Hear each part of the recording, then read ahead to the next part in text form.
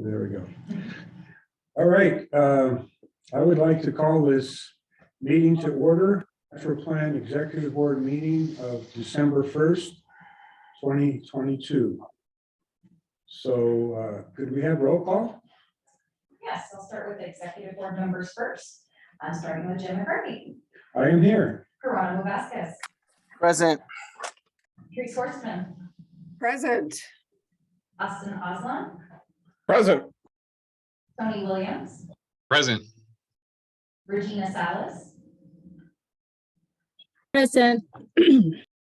Jesse Thompson. Here. Excellent. Moving on to Metro Plan staff, Jeff Miles Malbeck, Here. David Wessel, Here. Rosie Ware is absent today, and myself, Mantia Gonzalez. Others in attendance, I will just call your names for you. Jason James, Michelle James, Jeff Bowman, Paul Mood, Ed Stillings, and I believe Trevor Henry just joined us as well. Is there anybody I missed? Excellent. Thank you all. Thank you, Mandia. Do we have any public comment today? We do not. Okay. Moving on to 1D. Does anyone have any comments about the minutes? If not, could we get a motion to approve? Motion to approve the minutes? I'll second. Okay, so that was Patrice and Tony Williams, is that correct? Yes. That's correct. Okay. No further comment. All those in favor say aye. Aye. Aye. Aye. Or do we have any nays? Are there any nays? So that motion passes unanimously. Today, we don't have a consent agenda. So now we're down to general business. And Miles, I believe you were going to make some comments at this point. Yes, thank you, Mr. Chairman, and welcome everybody who's joined us today. The special recognition is to recognize that we have two longstanding board members of Metro Plan who this is their last meeting. And I just want to take a few minutes to recognize and thank these two individuals. And then, Mr. Chairman, if it's okay with you, if there are other board members who want to say a few words, we can take time to do that. And I'll just start with Councilmember Salas, who I've worked with for a few years now. And I just want to thank you for all your service to the Metro Plan Board and recognize how engaged you have been, not only in this board's activities, but also through the Rural Transportation Advocacy Council, serving as vice chair of that group. And you're, without question, as committed and engaged as any elected official who I've ever worked with over the years.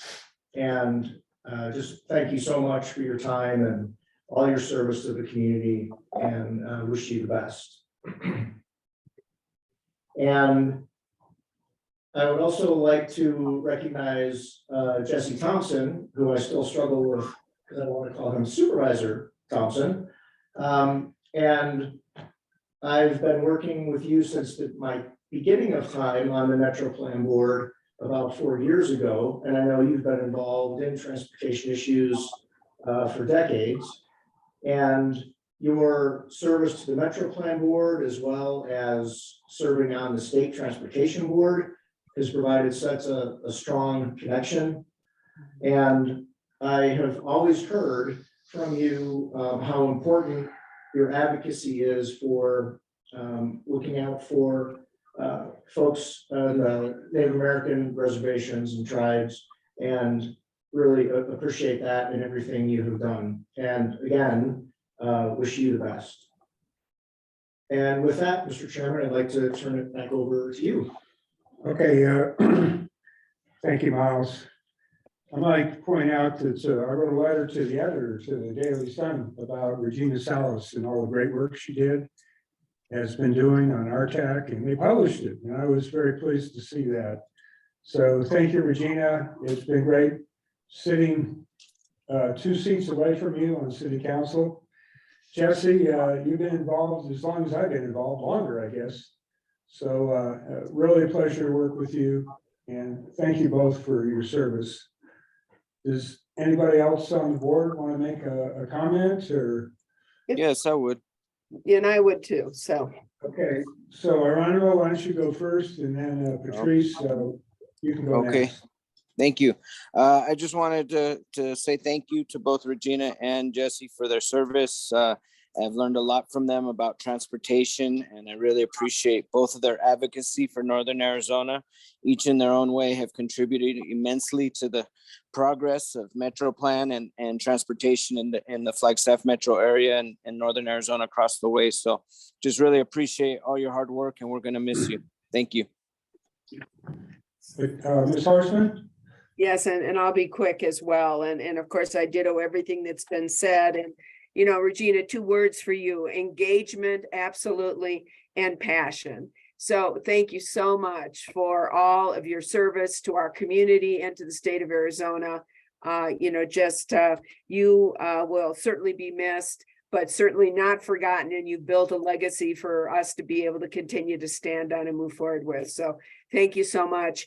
And Jesse Thompson, you know, you also, your breadth and depth of experience in transportation, you are just an incredible asset to the state of Arizona. We are so lucky to have had you on our Metro Plan board. And again, the 2 of you, you leave big shoes for us to fill. And my sincere thank you, heartfelt thank you to both of you. Really appreciate both of your hard work for our community.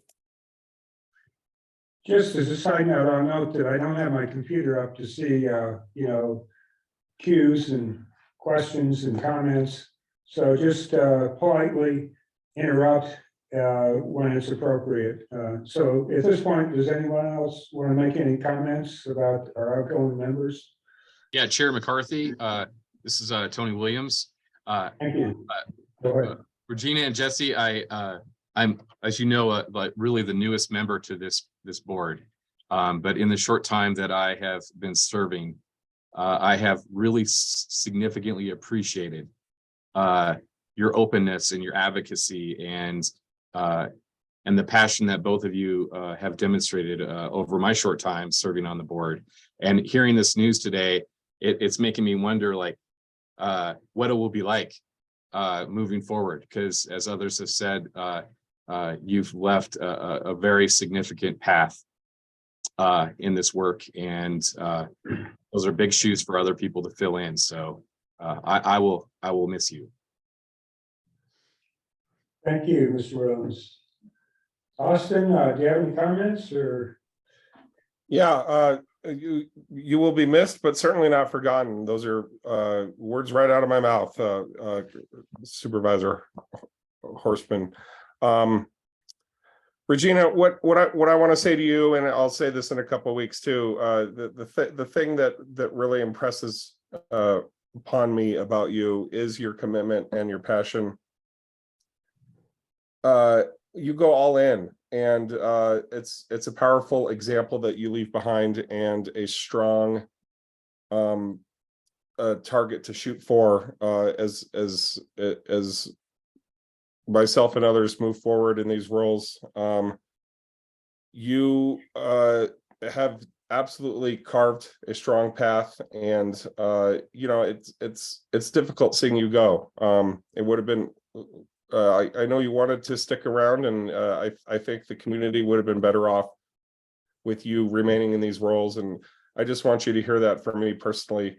It's going to be very much an adjustment, and maybe not for the better, to see you moving on to something else. And I hope you stay involved, and I hope to see you back again. All right, Regina, do you have any thoughts as you?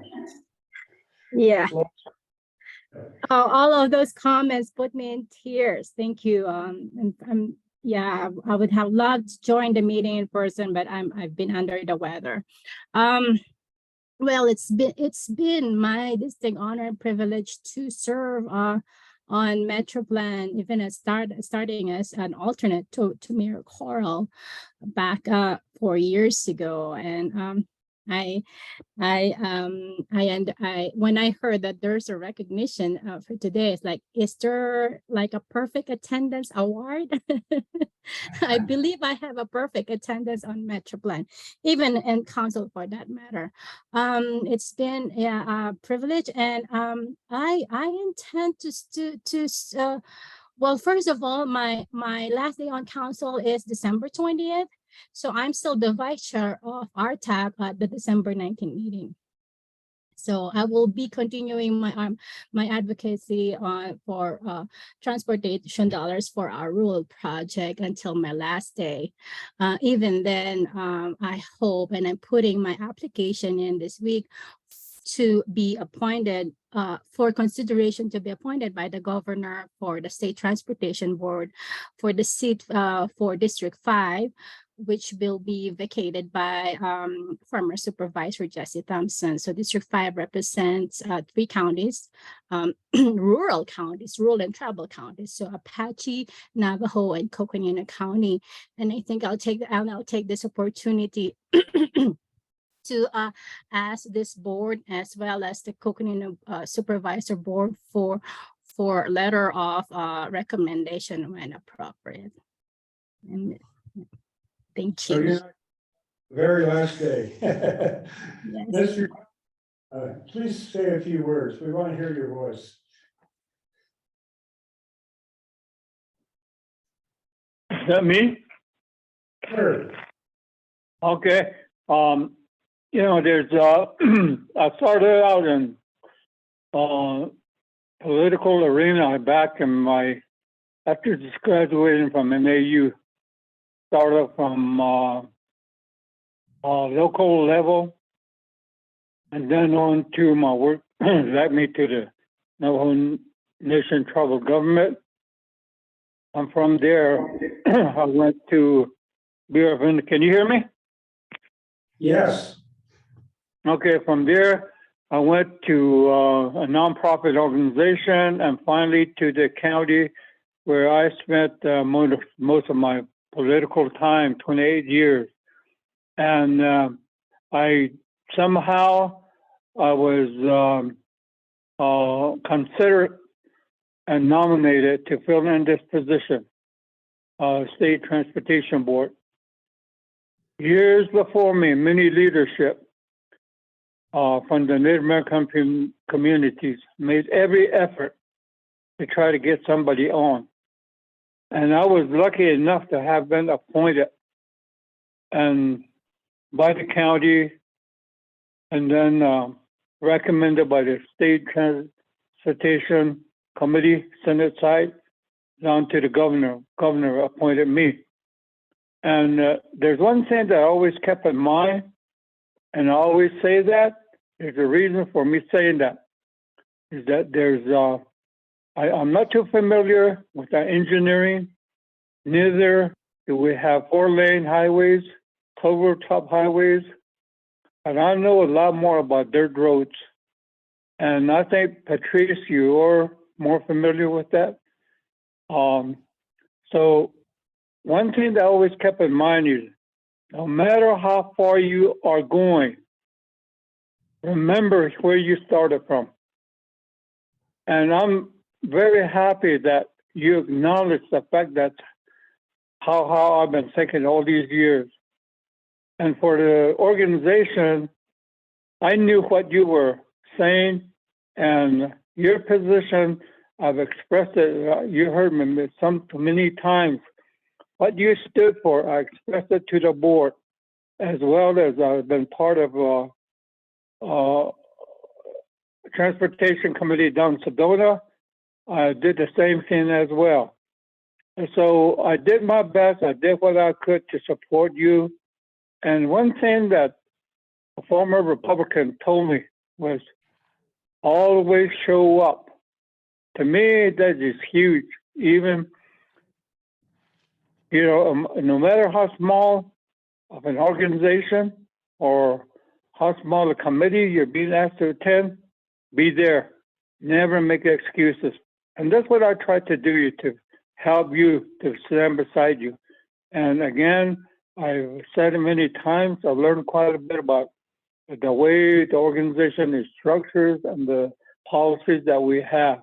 So again, I certainly do appreciate working with you. And I don't know exactly how soon. I just got off meeting with the Navajo Hopi Land Commission in Window Rock regarding State Transportation Board responsibilities. And they too are a little bit unsure of how fast administration is going to be handed over from one to another and how that's going to all be organized. So I think that this is similar with the state of Arizona too. And I know that Steve Stratton, has been in his position for over a year and no replacement has been made. So hopefully that we can get Katie Hobbs and maybe the incoming legislature to accelerate and get somebody to replace that. Again, I certainly do appreciate all your kind words, and so again, thank you very much, Chairman and board members. Well, thank you, Mr. Thompson. We appreciate your comments. Ms. Horstman, you have your hand up. Is that a residual or? Did you? I don't think I have my hand up, but Okay. There you go. Well, you can wave anyway. All right. We're gonna move down to item I was 3. giving a thumbs up. You probably saw that. Thumbs up to the comments, so. All right, we're down to 3B. And I guess this is kind of another subcategory of changing the guard. Miles, can you kind of give us some background on why we make an appointment now and what's going on? Sure. Mr. Chairman, members of the board, as outlined in the staff report and as captured in the bylaws for the Metro Plan, we have an executive board, a technical advisory committee, and a management committee. And the executive board has officers. And every year, as per our bylaws, we need to elect a chairperson and a vice chairperson. The rules are that somebody can serve as many as 3 years in a row. But every year they do need to be, re-volunteer or be renominated. And we're at that point, the last month of each year, we go through this process to nominate, to elect a chair and a vice chair, so that when we start as an organization after the first of the year, January, we know who those positions are. So Chair McCarthy, Councilmember McCarthy, has been serving for 2 years and is eligible to continue to serve as chair. Whether or not he's interested, I won't speculate, but I'll let him speak to that. And this is really just an opportunity for you as a board to discuss, who is interested and able to participate in these leadership positions. So with that, Mr. Chairman, I would turn it back to you for discussion. Okay, I will say that I anticipate and willing to be reappointed to be the city representative to Metro Plan. I think that's going to happen. As far as being chair, I could do it again, or I could step aside. Maybe the vice chair would like to step up. I think I'd like to just stay out of this and leave it up to the board. If it's the decision of the board that I stay on, I can do that. If it's a decision of the board that someone else be appointed, I'm absolutely fine with that also. So, Mr. Chair, if I may, Regina. Regina, please go ahead. Yes, I would offer to nominate reappointing reappointing Mr. McCarthy as chair and Mr. Vasquez as vice chair, and then also Mr. Vasquez as the lead RTAC representative after upon my departure from council, which is December 20th. If that requires a second, I will second that motion. Well, okay, just as a matter of order, should that be a separate issue on who gets RTAC appointments? And Our second appointment would be a separate issue, Mr. Chairman. so can Regina and Austin, can we just, we'll limit that to the chair and vice chair for now? Yes, but we need to make a decision on RTAC anyway, since I'm leaving. Yeah, we will, but we'll do that as a separate item. Okay. Are there any other nominations? I don't want to like hog the gavel. I would move the nominations be closed. All right. Not hearing anything to the contrary, we'll close nominations. So all those in favor, please say aye, and I'm going to stay out of this. Hi. Aye. Aye. Aye. Aye. Are there any nay votes? Well, thank you. I guess that passes without dissent unanimously. And I'm willing to serve for another year. Geronimo Vasquez, are you willing to stay on for another year as vice chair? Yes, I am. Okay, thank you, and I appreciate that. And I'll just mention that when I have any of my pre-meetings with Miles, that Mr. Vasquez is always there, so he's always ready to step in if there's any need of any sort. All right, thank you, everyone. I appreciate the show of support. All right, now we're on to item 3, Charlie. Yes. If I could jump in, I know that Councilmember Salas raised the point about the RTAC, Rural Transportation Advocacy Council appointment.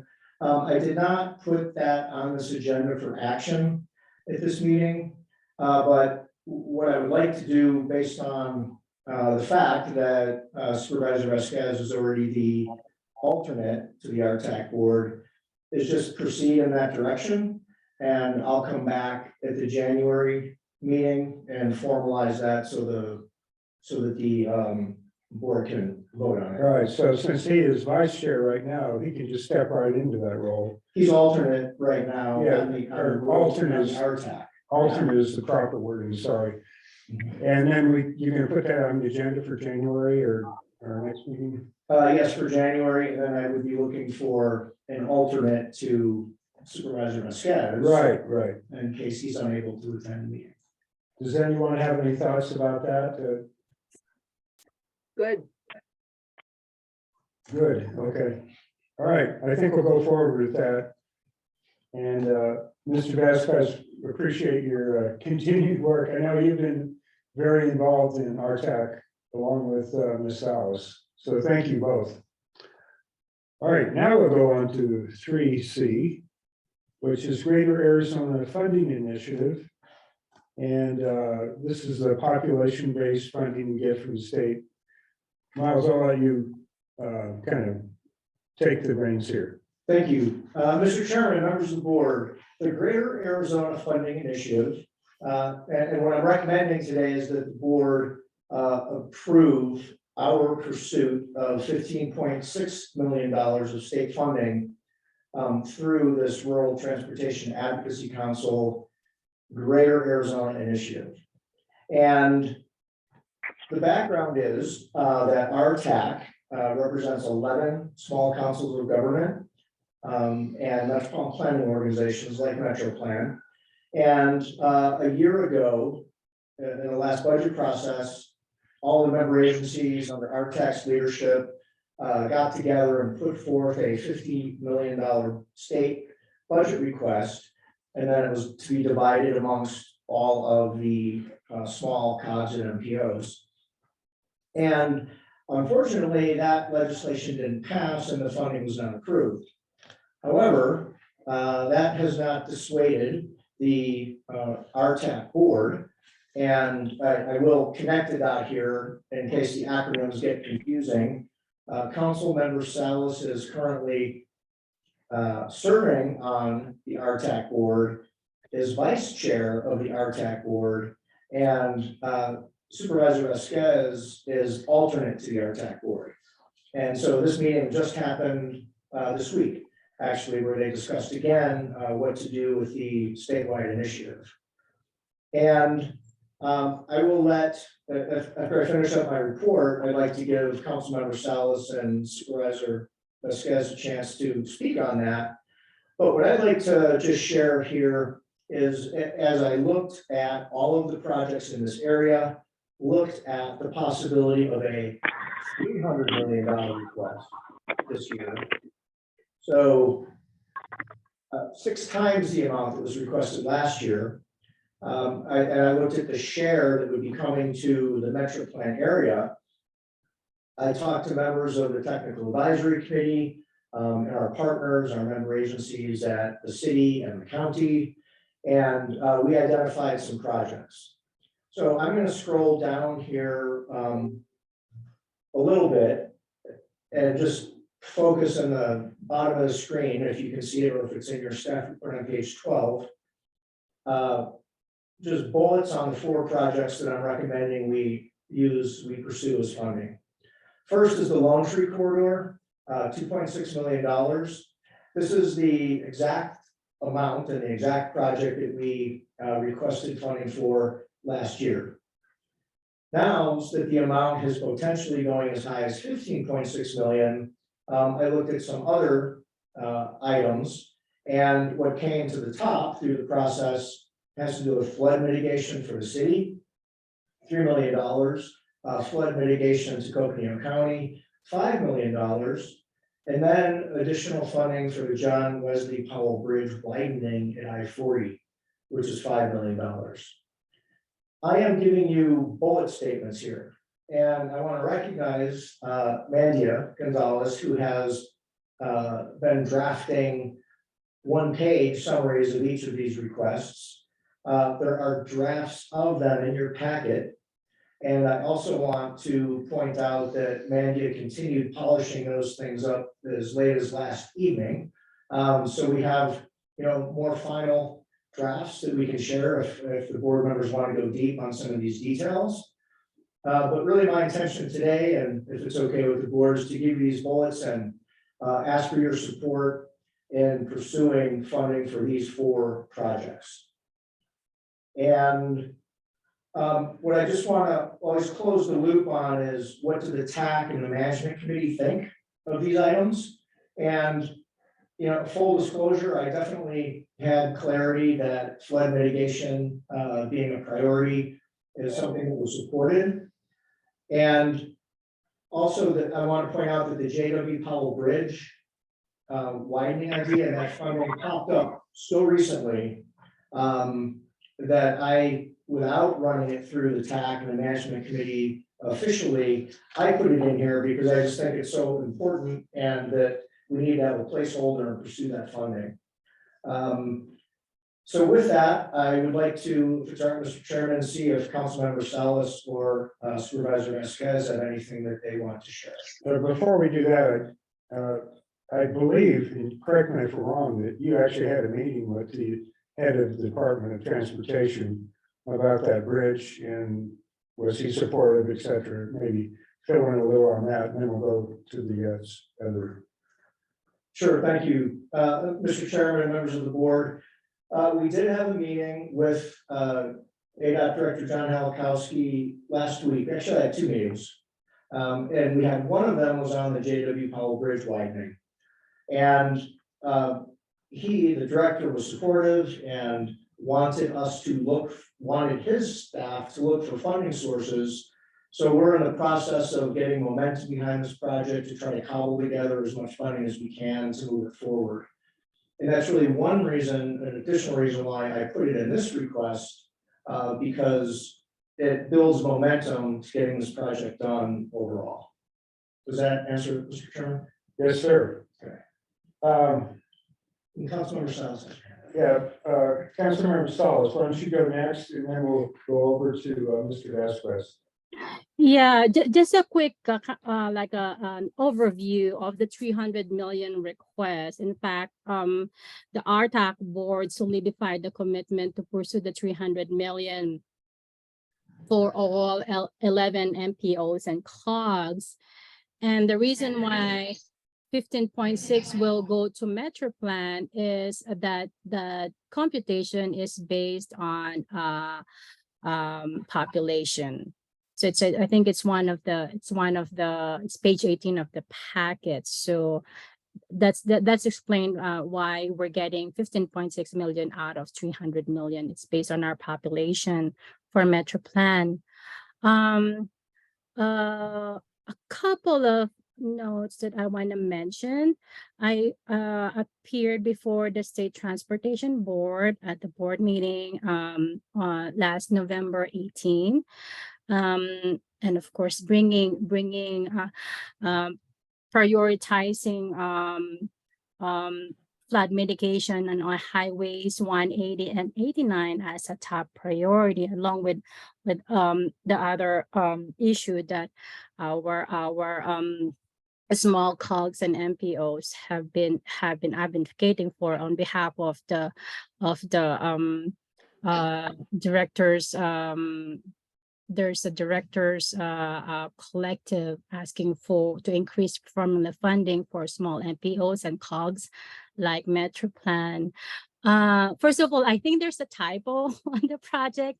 J.W. Powell Bridge is over I-17, not I-40. Second, and as a city, as and a resident, we want to prioritize this and build the culverts, especially on 180 before the monsoon season. So and I believe it is in the best interest of the city to find the funding for the project before the monsoon season and build it. So I appreciate the TAC and bringing this as a priority. I don't know what happens if we have already built the culverts and the funding comes in later. I don't know. I don't know. That's a technical questions to MetroPlan and the state of Plaza. But the immediate need is to build the culvert on 180 before monsoon season in June. Okay, Mr. Vasquez? Yes, thank you. Well, I appreciate the voice of confidence and definitely will continue as chair on RTAC. And again, really appreciate Regina and all her leadership and advocacy on RTAC. When coming into transportation, MetroPlan is really my local introduction, but RTAC was really the statewide introduction into the needs of rural transportation in Arizona. And our needs are definitely apparent. As well as other rural counties and rural areas of the state. And so the ability to advocate together to push against the big metropolitan spaces is crucial. And that's how we're going to get funding for these crucial projects, such that Regina just mentioned. And so really appreciate having the opportunity to represent MetroPlan on RTAC, and look forward to working with our partners to further some of these transportation needs. Thank you.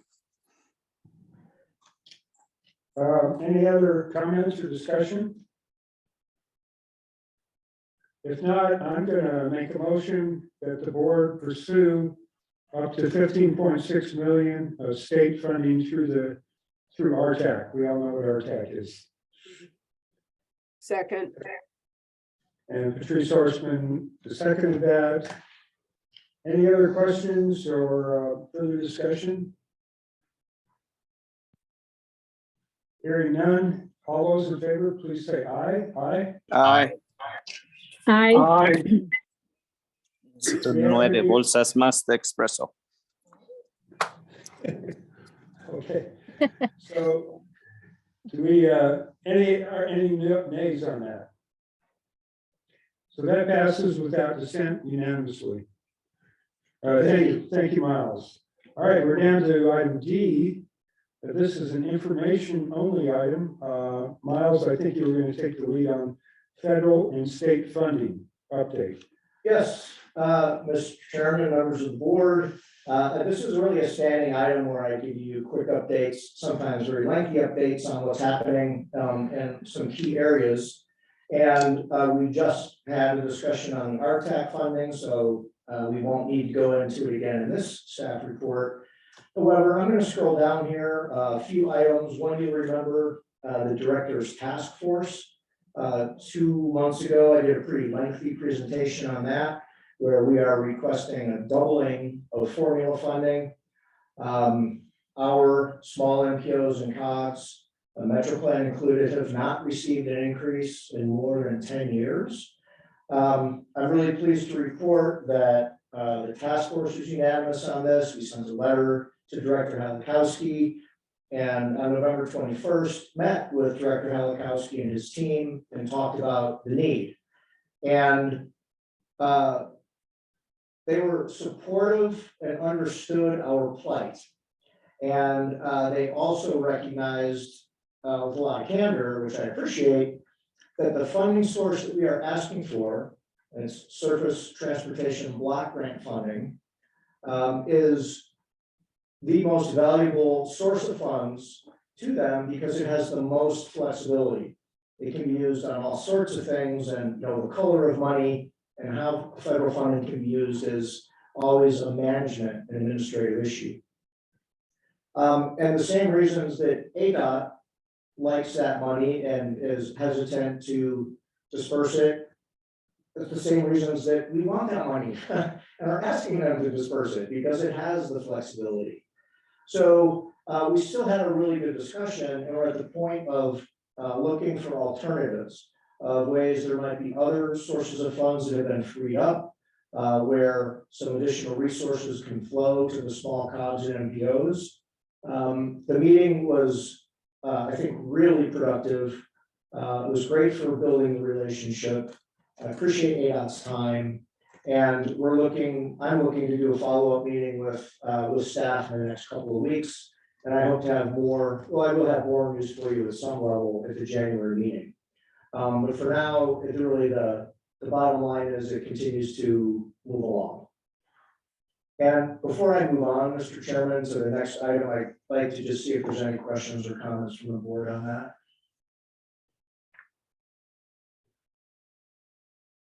Okay, all right. Also, a new funding source you heard me mention, it's up on the screen, the governor's SMART Fund, $50 million available. This funding is available so that local governments in greater Arizona, outside Phoenix and Tucson, are able to use this governor's SMART Fund as local match to draw down federal funds. So it's really valuable. It's a new program. Mangia and Rosie both participated in a training just last week because the state is looking to launch this for the first time. And Metro Plan will be applying and will also be sharing the information with all our member agencies because our member agencies might be able to benefit from this funding as well. So more news to come on that. And then the Southwest Flagstaff infrastructure development. I'm putting this on this list for the first time, and it's something that really developed in the past month. And in many ways, it's a placeholder. It's a preliminary conversation starter. I'm sure, as everyone in the room knows, Northern Arizona Healthcare is looking at building Wellness Village. That's going through a process at the city of Flagstaff now. And Metro Plan has been approached to see if we would be in a position to write grants to build some of the infrastructure that we think is going to be needed. So in addition to the infrastructure on I-17 at JW Powell Bridge, there are other roads that need to be developed. So we've just started to have discussions to see if there's a role Metro Plan can play in trying to bring in additional funds. So more news to come on that as well. So you mentioned a grant request. Who would that grant request be to? Mr. Chairman, members of the board, the grant request You're asking which grant we would be submitting, which funding source? Well, I guess is this just a general idea and then we'll find places to submit grants? There's no specific place lined up yet. Correct. First of all, some ideas are raise grants, which I can't remember what the acronym stands for, but Ms. Stilling is in the room. He can tell us if he needs to. But there are so many grants, we'll look at each one of those and see if there's a role for MetroPlan to play to benefit these projects. Good.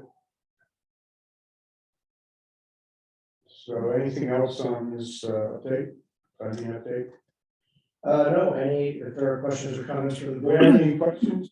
So Virginia, is your hand up?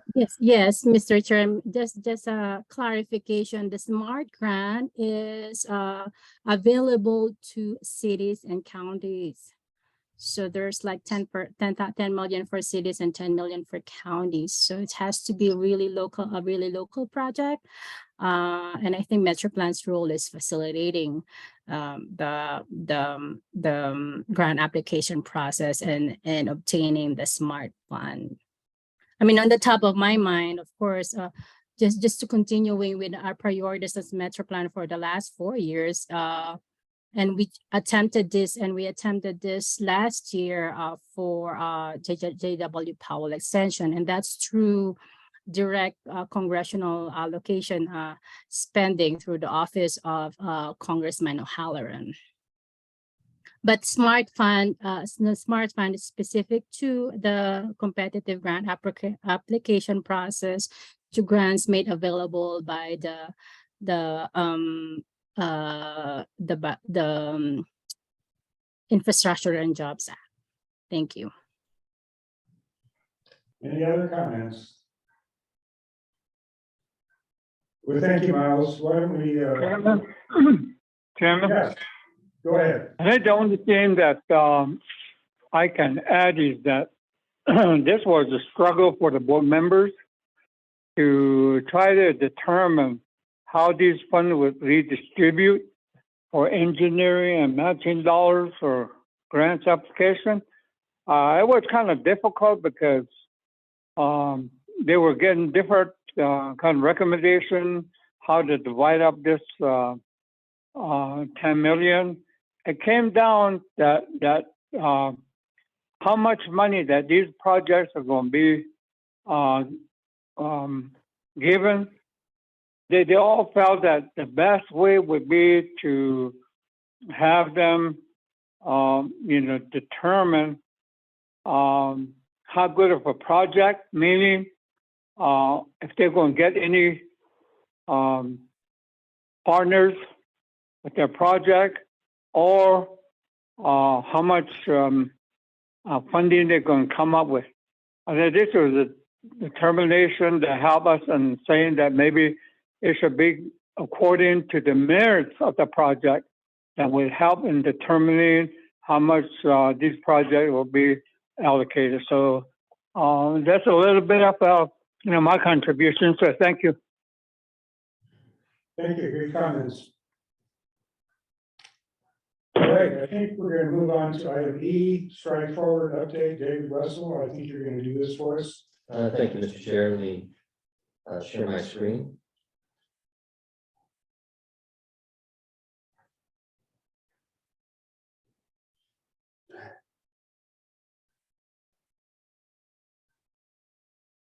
Okay, is everybody seeing the screen okay? All right, thank you. So the purpose of today's presentation are to give you an overview of policy, primarily for the upward concept in Stride Forward, our regional transportation plan.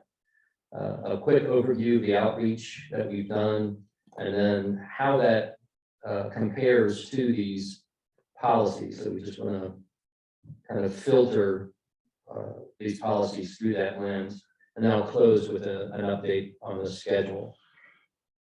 So here's the path that we've been on. We had the regional plan, Blueprint 2040, propositions 419 and 420, and we can move forward with onward in our fiscally constrained pattern, and that takes us out to 2045.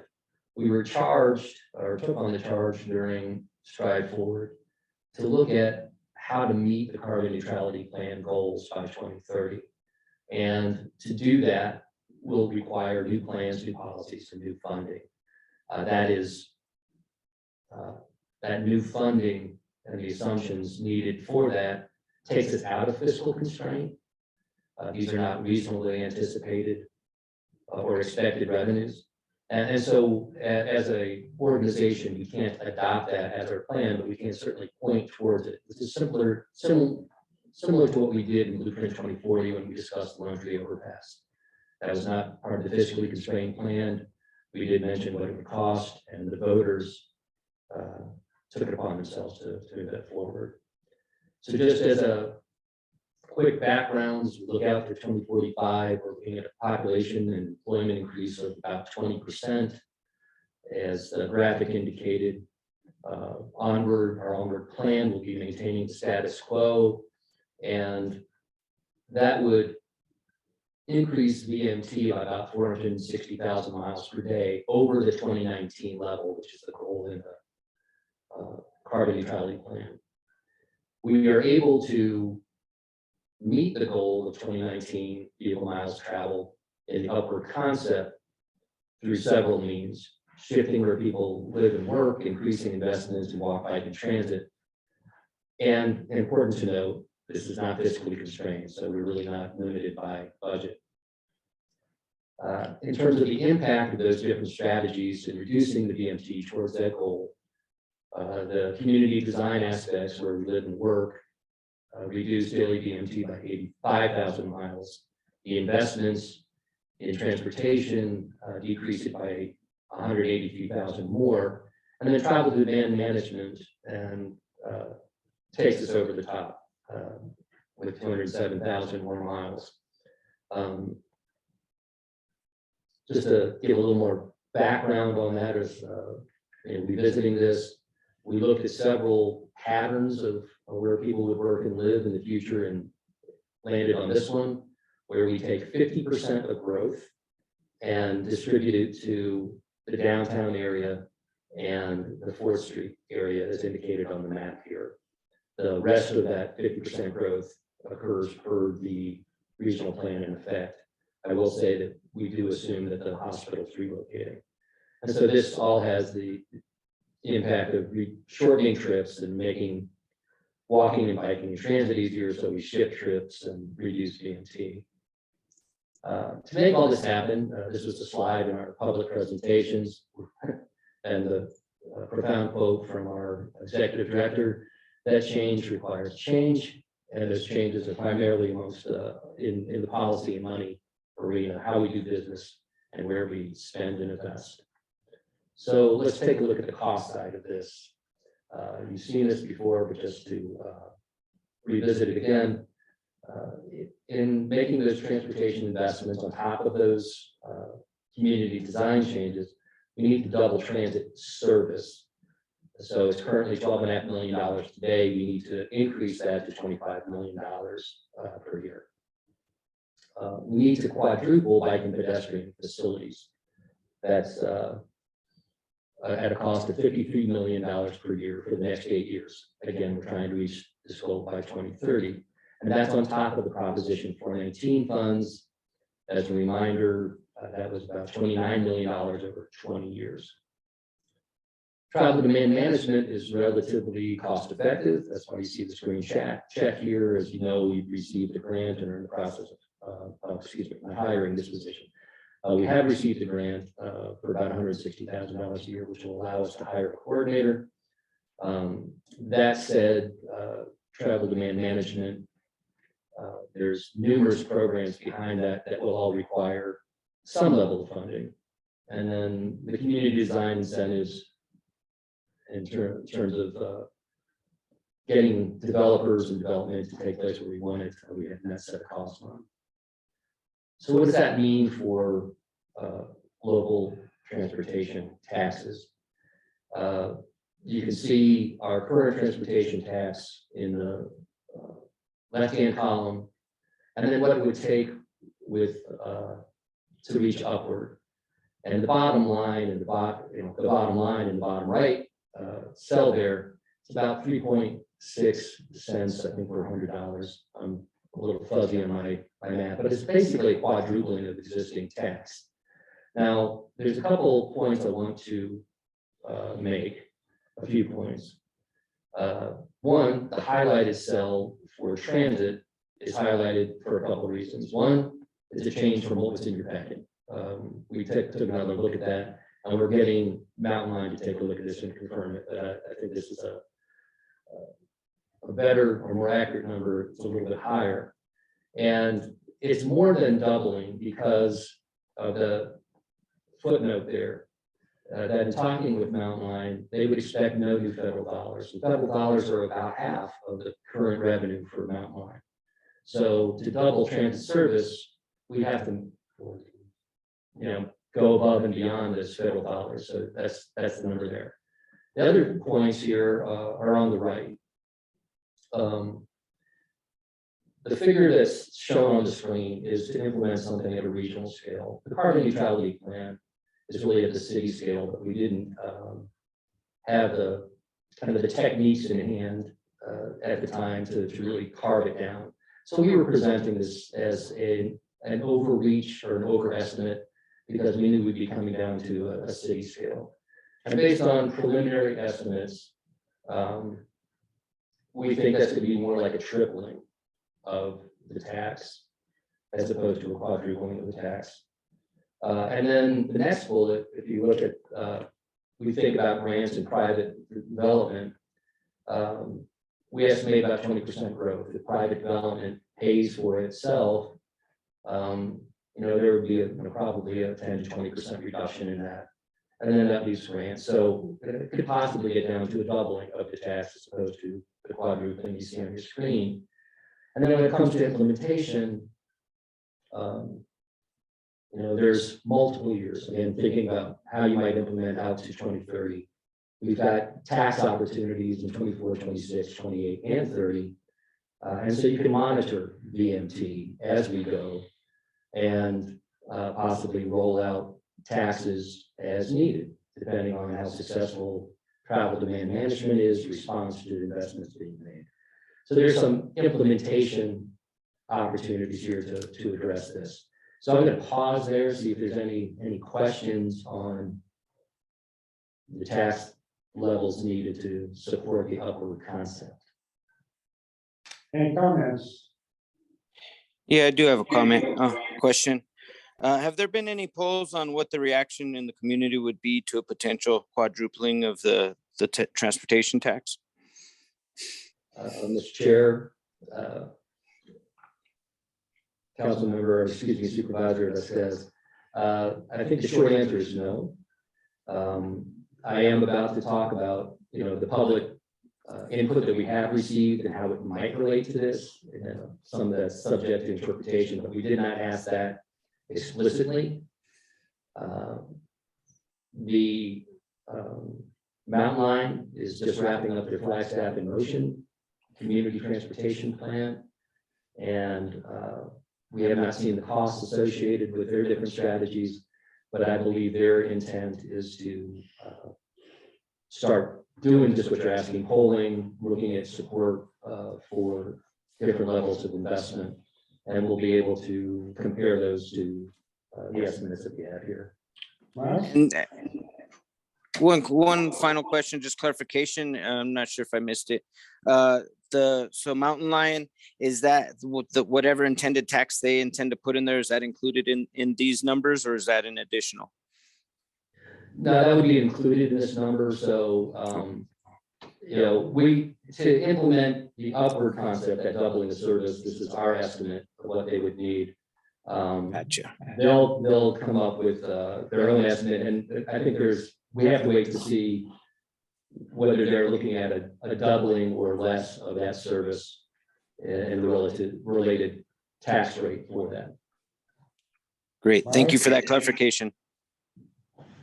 Yes, Chair McCarthy, Vice Chair Vasquez, I really appreciate the question. I agree with everything that Dave said. And I just want to, frame it and reiterate our challenge, or what we tasked ourselves with, was solving the problem. Is it possible to maintain vehicle miles traveled? And if so, what would the system look like? As Dave said in the beginning, fiscally unconstrained. Can we get there? And then we attached some prices to it.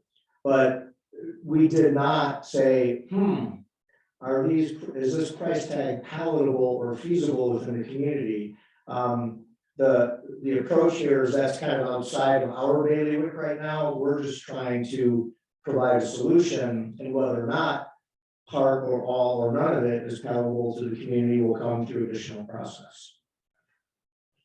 Yeah, those tax hits are pretty high.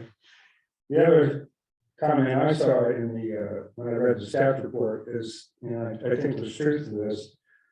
One of the most important things we could do is change the way the city is laid out, go to higher density, which makes walkability, bicycling, transit all more practical. Of course, that's a long range thing. We're talking decades where transportation might be just a few years. Any other comments before we go back to Dave? Dave, continue. Yeah, thank you for the questions and comments. So as shown on that graphic, in order to implement upward, we really need new principles and policies to do this. And the policies in upward are really amplification and targeting of the policies that we have in place. We as a community have been on this trajectory for some time in terms of making dense mixed-use activity centers, shifting those. And to achieve upward, we just really, like I said, need to amplify and target that. So in going through existing plans and policies, a couple of principles emerge, and we don't really enumerate them here, but equity and sustainability, I think, are really key to city and county policy regimes, and we continue forward. So those, consider those an underpinning to all the policies here. We have about 50 policies. I'm going to highlight a few of those for you today. I'm not going to go through all 50 of them, but they fall under these broad categories of funding, transportation, and community design. So the idea is that, you know, for funding, MetroPlan as partners will seek funding to achieve as much as upward as possible. So we'll head in this direction. MetroPlan as partners will prioritize the safety, comfort, and convenience of bicyclists, pedestrians, and transit users in the design, operation, and maintenance of transportation infrastructure, while ensuring vehicle access. So this is really a shift of focus to non-auto, non-motorist modes. And then similarly in community design, that we are going to design communities around those modes, again, while ensuring vehicle access. So a few examples from funding, and this is really kind of that targeting and amplification, you know, this doubling the revenue for transit, quadrupling pedestrian bicycle infrastructure. And then this one policy is going to play a dual role, but to promote and incentivize this construction in the downtown and 4th Street. So that incentive, that funding or incentives associated with seeing those community design principles happen. And the second phase of that is a community design element, and that's really where we put people downtown and 4th Street and that level of growth. A couple other examples in the community design policy arena is the idea of 15-minute neighborhoods where people can walk or bike within 15 minutes for shopping, dining, and other services. Implied in that is that we're bringing those services within those walking distances. And then the last one highlighting this idea of creating street networks with small blocks. So really creating that urban environment, which is more supportive of pedestrian and bikes. For transportation, this was something you saw, this idea of diminishing priority for single occupancy vehicles and Complete streets is a phrase that we see already in existing policy, where those serve all modes. But that this priority shifts to those modes, or non-motorist modes. A policy for transit, really looking at bus rapid transit or high frequency transit service. And the ability to accommodate that, and then this idea of 15-minute connectivity. So those are the,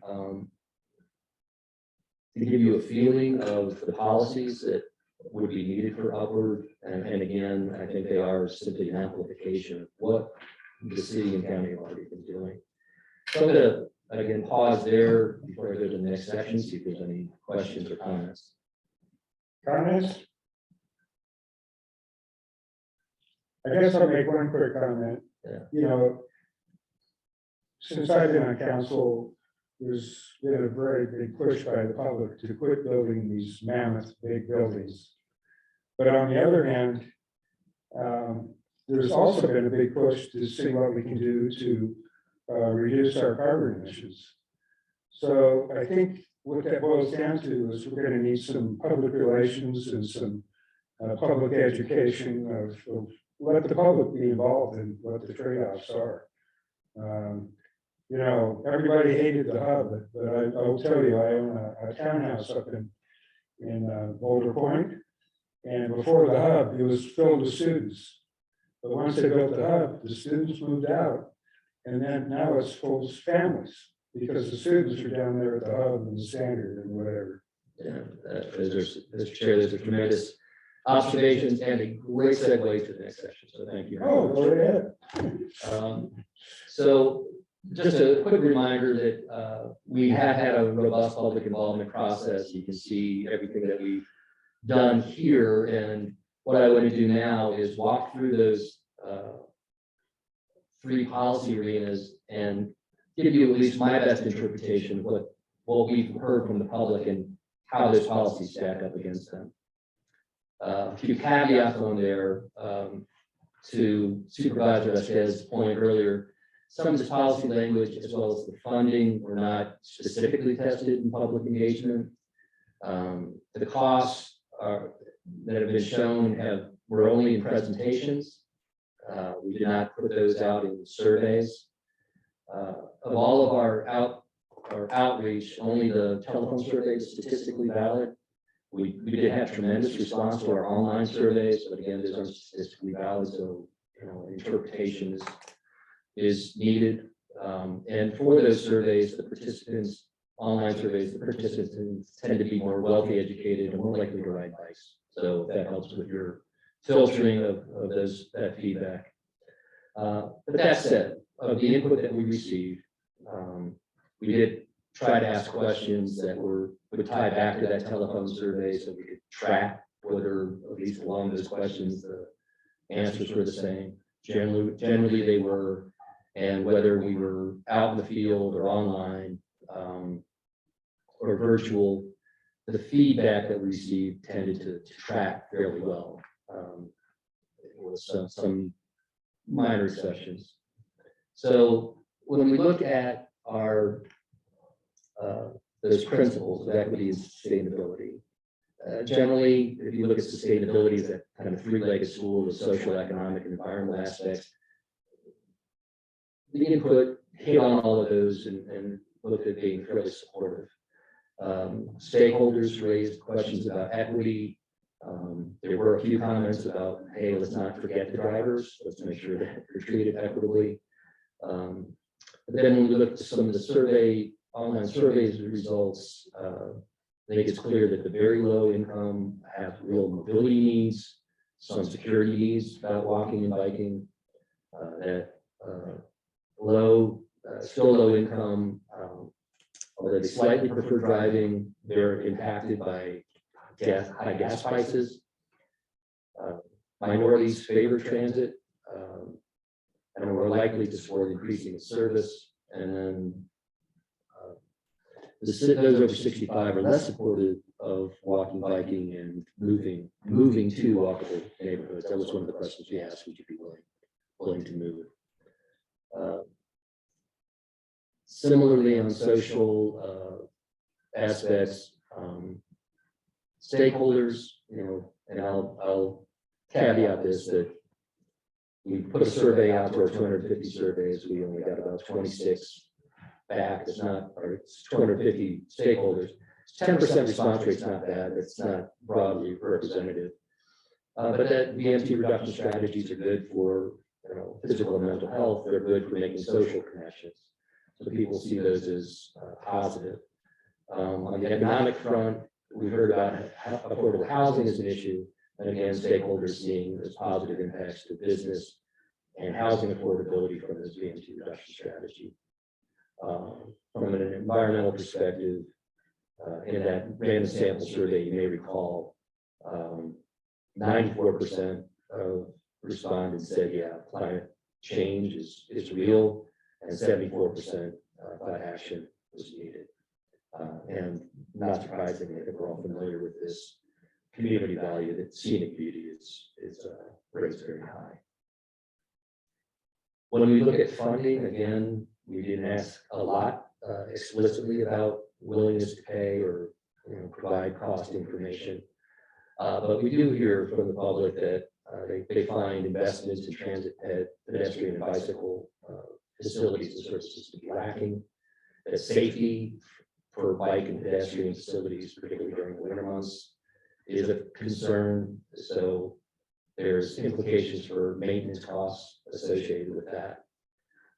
There was from a trade-off perspective, we asked the question, would you be willing to take longer traveling along Milton Road if it meant that peds and bikes could be safer? So, and the answer was fairly overwhelmingly yes. So in terms of where you make your investments from a policy perspective, that might be one of the public reactions. We did ask one question, willingness to pay, about transit service. We heard a lot about we need transit service to outlying communities in the county. And so we did ask about a willingness to pay. And we asked that of both city and county people responded to this online survey. And there was a plurality of city and county residents that would be willing to pay different levels. So I think there is prospects there if you're looking to extend transit service to the county. On the transportation front, from a random sample survey, about 77% of people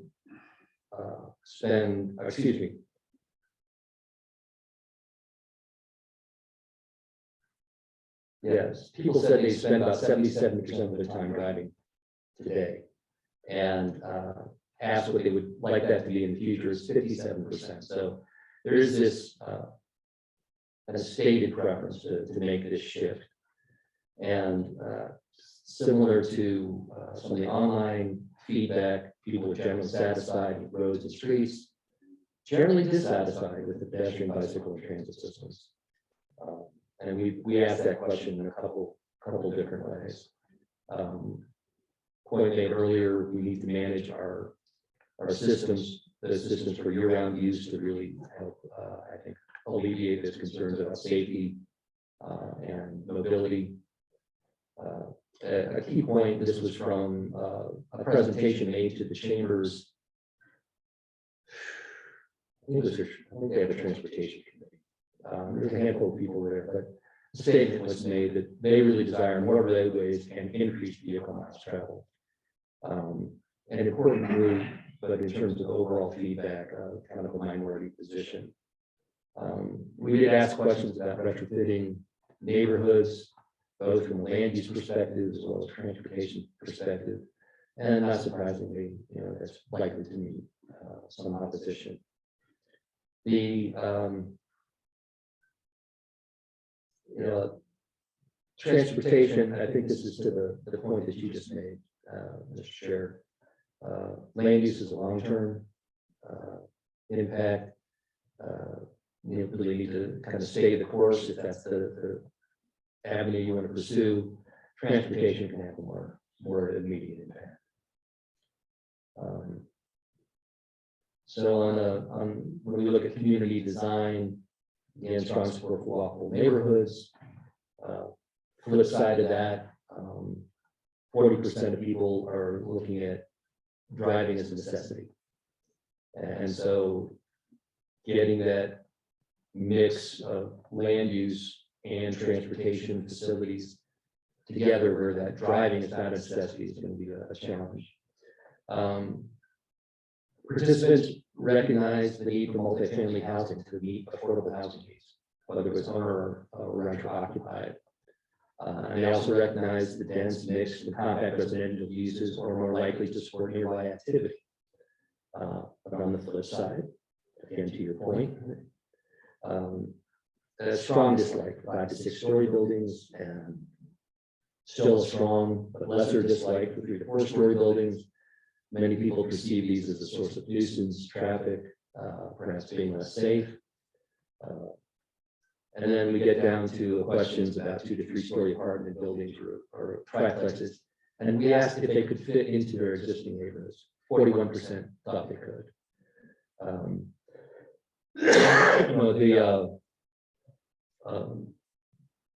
then we also asked, what would help mitigate some of those concerns, and parks, landscaping, transit are good. So getting this design right is important, and we did receive a few comments to that effect. That just because you build it dense doesn't mean per se that you're going to get this mode shift and these shorter trips. So that's, I'll pause there, and then I have one more slide to talk about the schedule for rollout, see if anybody has any comments or reaction to that. Any comments? Sure. Go ahead. Thank you. So it's obvious a lot of work went into this. Thank you so much, David and team, for putting this together, for synthesizing all of it. Very good food for thought. I'm surprised that only 40% of respondents considered distances too far to walk or ride.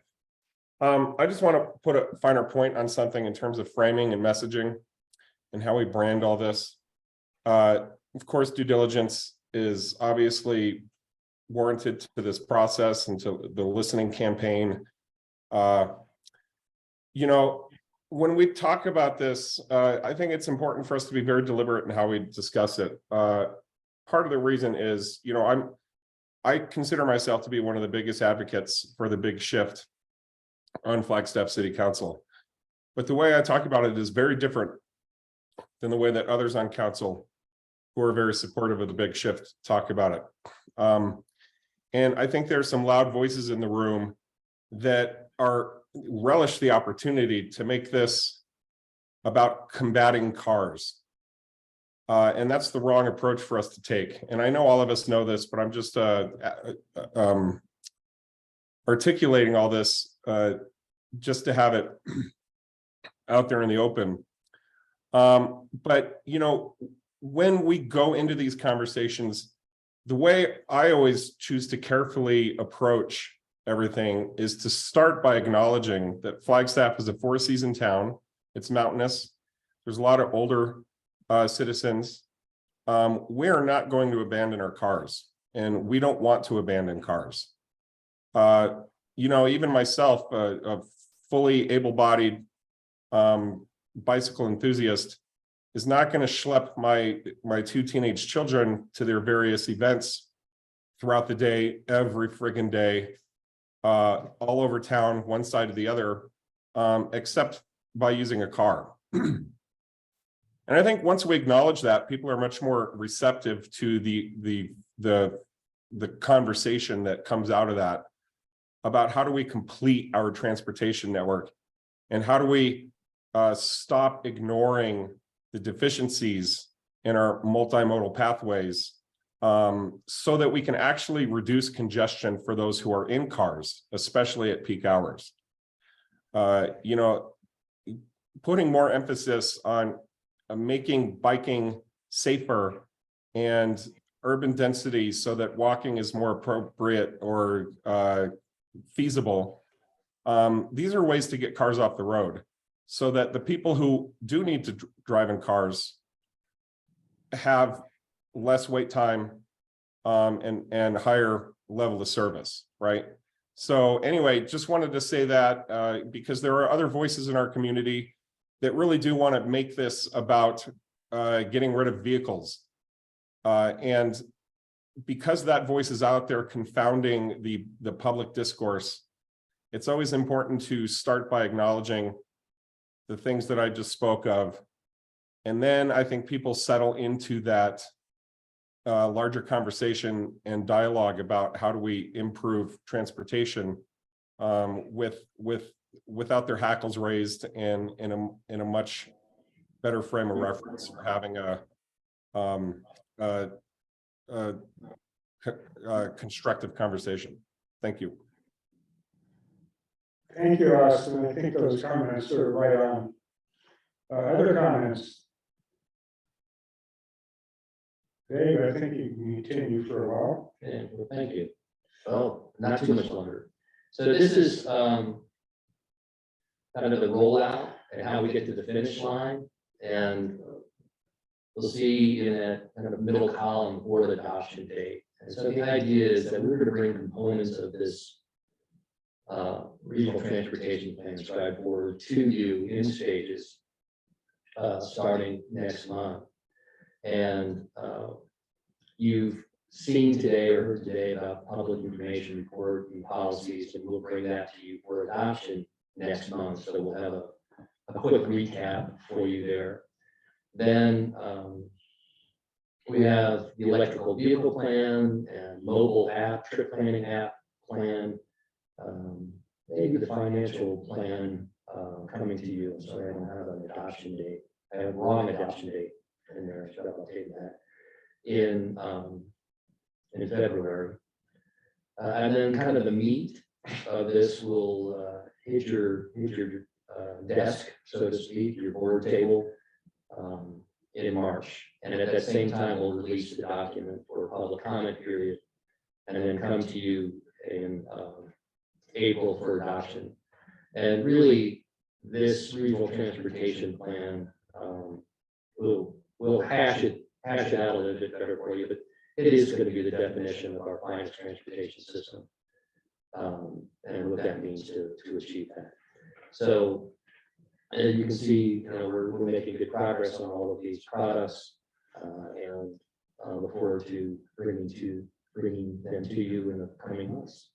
So that's my presentation. Thank you, Mr. Chair. Thank you, David. Any comments on the presentation? I'm not hearing anything. All right. Miles, I think you were going to give us an update on where the city is on the Prop 419 and 420. Mr. Chairman, members of the board, I'm going to do better than give you an update. City staff are going to give you an update. Jeff Bowman and Trevor Henry are here. Great. And I just by way of introduction, I want to let you know that when I was coming back from the Rural Transportation Advocacy Council legislative conference a couple of months ago, Councilmember Salas and Supervisor Vasquez attended, and they said, we'd really like to have these annual updates on what's happening with these different various member agencies. So we still got a couple, we have 40 minutes left in the meeting, we still have a couple of pretty intensive information items. The first one here being update on Prop 419 and 20, and then after that, ADOT is here to give an update on the Milton and 180 corridors. But without further ado, I'm going to introduce Jeff Bowman and Trevor Henry. Thank you, Miles. Mr. Chairman and members of the board. Hi, I'm Jeff Bowman. I'm the City of Flagstaff Traffic Engineer. I'm a member of your Technical Advisory Committee. And yes, we were asked to come today and talk to you about Proposition 419 and 420. I'm going to take the beginning of the presentation just to give you a little bit of a background on Proposition 419 and 420, and then Trevor Henry is going to jump into the actual update of our think I'm sharing the wrong screen. Hold on a minute.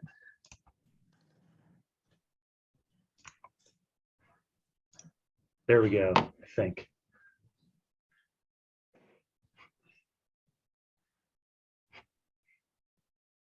I think again, it grabbed the wrong screen. I'm sorry.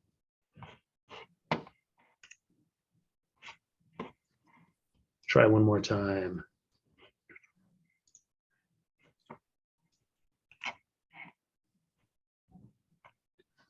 Let's see what happens here.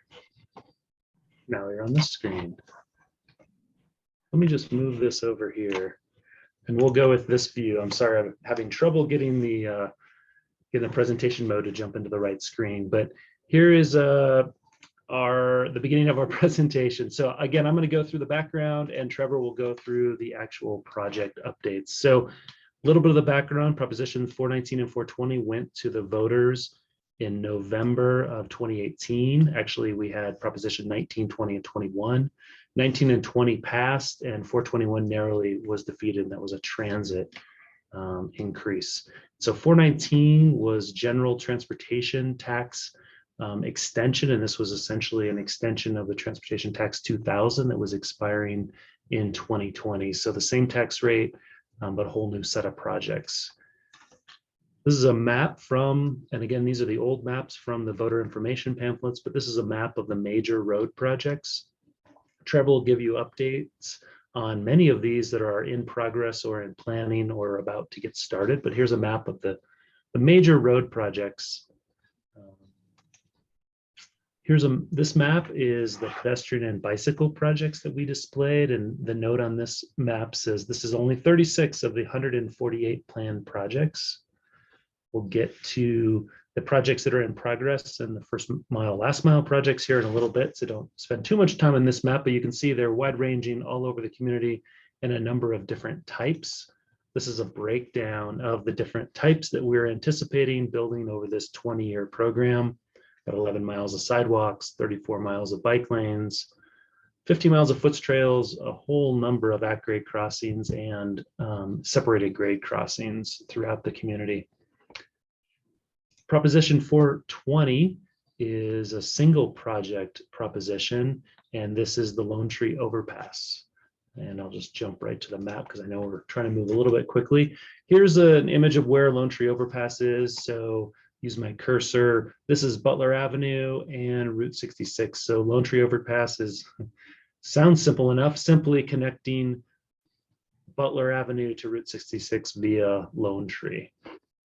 So that's an overview and background of the 419 and 420 programs.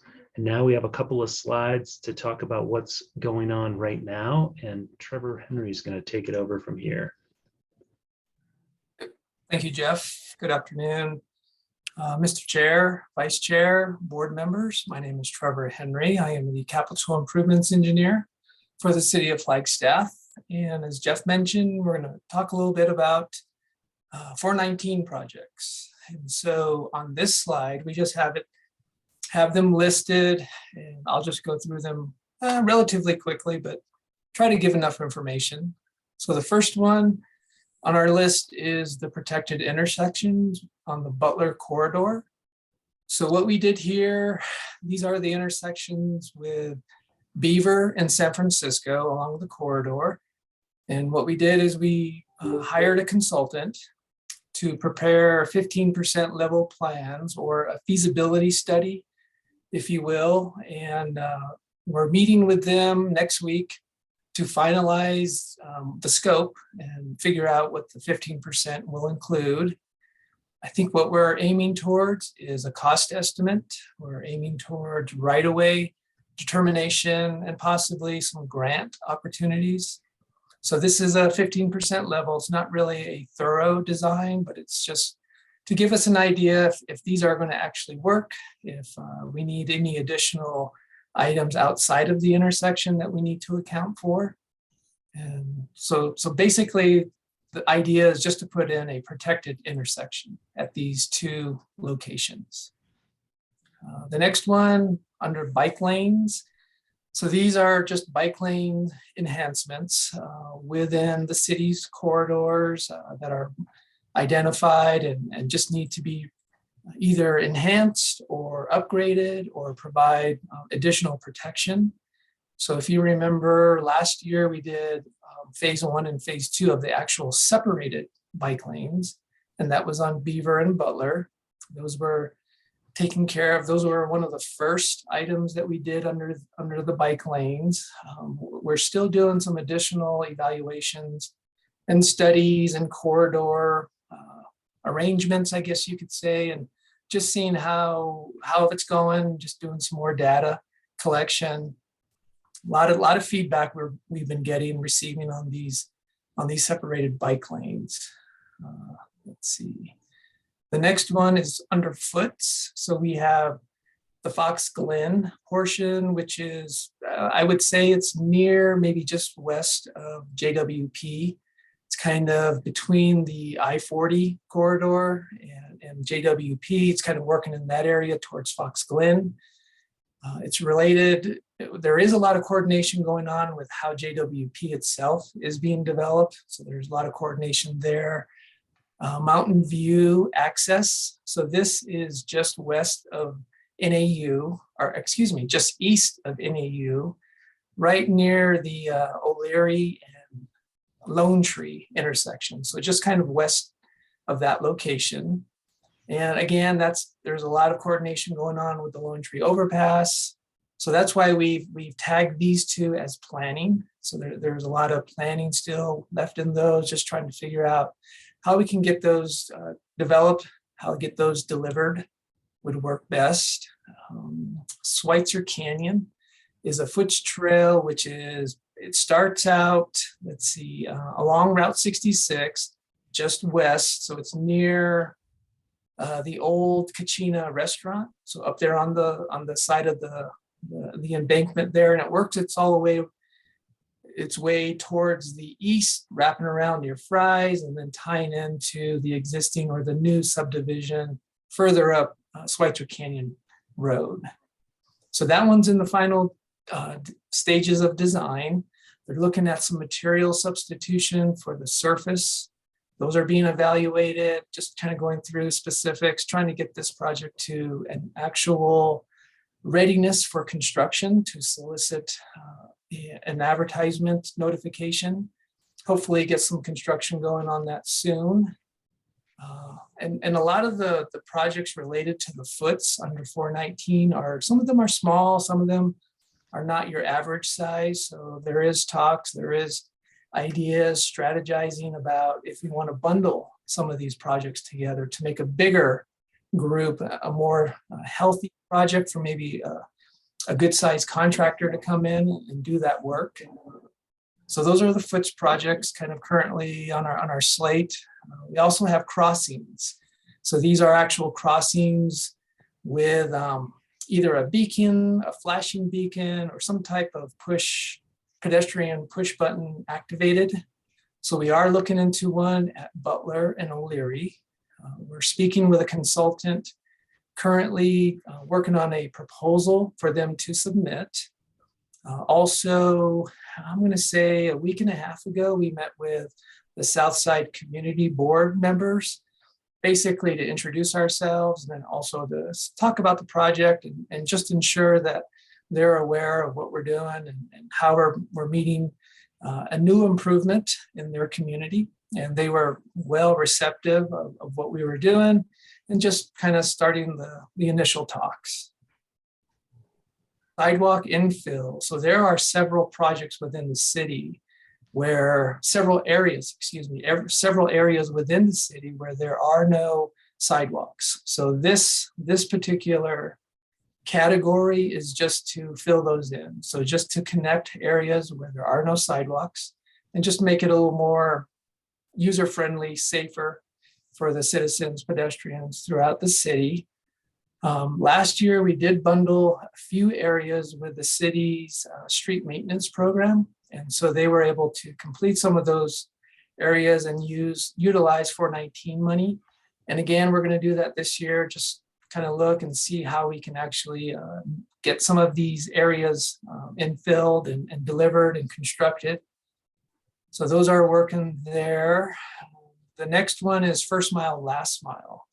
So this is about sidewalks, crossings, and bikeways. So it's very similar to 419, but it's related to a grant program through Mountain Line, who was awarded the grant, and then the city will deliver the projects. We'll do the delivery. And a few of these, excuse me. So maybe just to give you a little status on that, an RSOQ was advertised maybe a month ago, maybe a little more than that. And it's my understanding that the evaluation team, the committee, is still in the process moving forward with awarding to a design firm. So they're working on that to hopefully get that out here shortly, get that out soon so that we can just continue the design process. And what we're looking for from that designer is to evaluate all the projects that we've bundled or that we've suggested to be part of that program. They'll do the design, and then possibly they can recommend all those projects can either be bundled or can they be delivered separately, just going through those specifics to help us with that, with this program, First Mile, Last Mile. The last item related to that is our plan is to get a CMAR on board. That is a construction manager at risk. It's an alternate delivery method. We'll get this contractor, this CMAR on board, and they will help us deliver this program. So that's kind of where we are on that sheet. Now then going to the next slide. So this slide just kind of shows the sidewalk and crossings. If you squint really hard, you can see some blue dots. Those dots are the crossings that are proposed. They're throughout the city. There's no specific area that is highlighted. It's across the city, citywide. There's also some red lines. Those are the sidewalks that we're planning to deliver as part of First Mile, Last Mile. So these are the sidewalks and crossings. There's some bigger segments of sidewalks at the very top, maybe middle top. There's a larger red line right there where Jeff's highlighting. That is the Fort Valley sidewalk. So that's a bigger segment of sidewalks that we're planning to construct or to deliver. And if you go towards the south, Jeff, for Lake Mary Road sidewalk, right there, that's another bigger segment that we're planning to improve as far as the First Mile, Last Mile related to sidewalks. If you can go to the next slide, Jeff. So this map shows the bikeways. And as you can see, there is a lot of bikeways, and these are enhancements. These are lane configurations. These are striping. These are all considered bikeways. And that's what we're planning to do with First Mile, Last Mile. A lot of corridors are going to be improved. A lot of corridors are going to be highlighted, touched, and just made safer throughout the city. There is a few sections that were highlighted as part of Butler Phase 1, Beaver Phase 2, the separated bike lanes, but those have since come off because we completed those about a year ago. Jeff, if you can go to the next slide. So on this slide here, we'll actually talk about some of the actual 419 projects. So Plaza Vieja traffic improvements was completed in calendar year 22. And this was along Clay Avenue. It was a stretch that just needed some bump outs, needed some calming, street calming. So it narrowed the road a little bit, got everybody to slow down. That was completed in calendar year 22. And from what I hear, the neighborhood association was very happy there. This section was near the, I'm gonna have to say, and if I'm incorrect, I apologize, but it's the Mount Haven Montessori School, which is along on Clay Avenue. And they were very receptive to what we did and just appreciated the improvements. The next one is the Beaver and Butler pilot separated bike lanes. And again, we completed Phase 1 and Phase 2 last year, but the evaluation of how those are working are ongoing. But right now we're looking at another section which possibly could be phase 3, which will be along Butler Avenue from Sawmill Road all the way to the intersection of Ponderosa Parkway. So that's another section that we're looking into, just kind of evaluating, see how things are going, and just working within that section of Butler Avenue. The next one is the fiber optic network extension. So this is the city moving forward with a construction plan within Beaver Street. And it's just an extension of the network that the city needs to just complete to be connected citywide. And that's just an extension of that fiber optic along Beaver Street.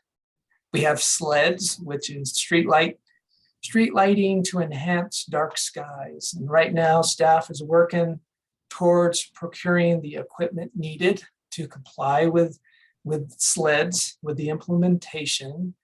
And we're hoping that construction will take place here soon. We're into the winter months. Possibly we'll start again or keep this going with construction happening soon in the next season, which would be spring and summer. Lone Tree, Butler to Sawmill. So this is part of maybe the map that Jeff had shown a little while ago, but this portion of Lone Tree is from Butler to Pine Knoll. But what we're going to do is take a portion of that, and then it's called Butler to Sawmill, and that will be added with the Lone Tree Overpass project. And it will have the same configuration as the roadway for Lone Tree Overpass, the intersection there, just going south all the way to Sawmill. So that we're just taking a little bit of what was designated as a larger 419 project and then just adding that portion, which made sense, to the Lone Tree Overpass project. And that'll start construction this coming spring. I don't specifically know sequencing, phasing of when that will take place, but it will be added to the Lone Tree Overpass. Next, we have the Butler I-40 to Sonawa Heights. So this is what we are referring to as the Butler 4th improvements. And this is just going to widen that corridor, make it a lot safer than it is now. So it's going to go from a 2-lane to 2 lanes in either direction with a median. And we're still working through the specifics on what it's actually going to look like. We've had a few attendance presentations with council.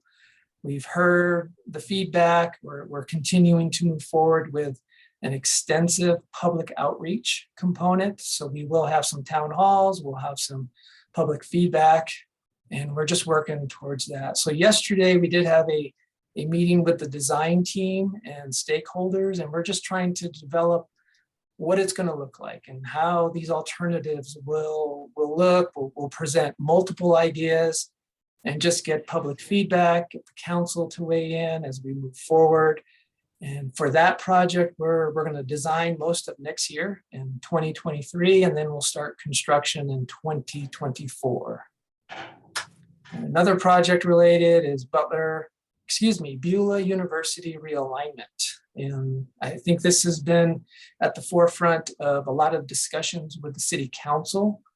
But right now we're working with the construction manager at risk, and we are hoping to be in front of council next week to present for council's consideration the GMP for this project.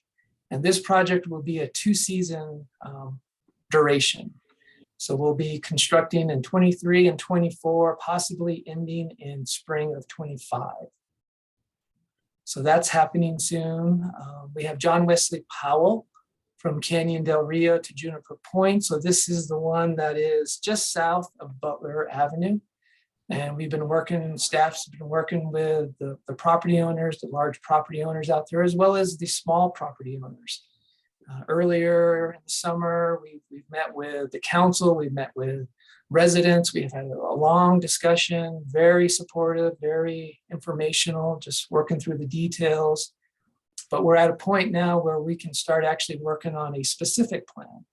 And so that's in the works right now for the entire area. Basically, it's just the land use framework, how the land's going to look, what's going to be incorporated, what's going to happen there. is right now currently working on a specific plan. And then the first mile, last mile, just again, that's 419 money. Why we have that there is the city has to deliver the work, and we are planning to use 419 money, but it's also going to be reimbursed through the first mile, last mile grant. So that is there just to give an idea, but basically it kind of relates back to the other slide that we talked about a little bit ago. So that's first mile, last mile. So those are the current projects, current programs that we're working on. Future projects that are coming up are the downtown mile. I think everybody heard about the success that we had in receiving a grant back in September. And now we're just currently starting the process for the design. We're working with WSP Global. They are a consultant on the city's on-call procurement program. And it's going to be a multiple year project. We're starting with the design, and then after that, there's going to be several projects within the downtown corridor that will be developed, delivered as far as construction. We also have the Forest Cedar Locket project, and there are 419 funds associated with that. Currently, the project is in design. We did have a little bit of a stoppage. Earlier in the summer, we were in front of council. We presented some options for Z crossings, for beacon flashing signals at the intersection. So we were able to work with ADOT on that effort. And just recently, we submitted to council and they approved payment to ADOT for these additional design efforts. And so right now we're kind of working through that design to finish it, but we'll be under construction in calendar year 24. And the last two projects, just to highlight quickly, are the West Route 66 intersection. So this is a partnership with ADOT. And the idea there is to improve the Route 66 corridor from Milton Avenue going west towards Flagstaff Ranch Road. So that's in the works there. ADOT is still working out some specifics on their end, but once we have that, we can work partnering on a joint study. And our hopes is that this project will be kicking off planning efforts in fiscal year 24.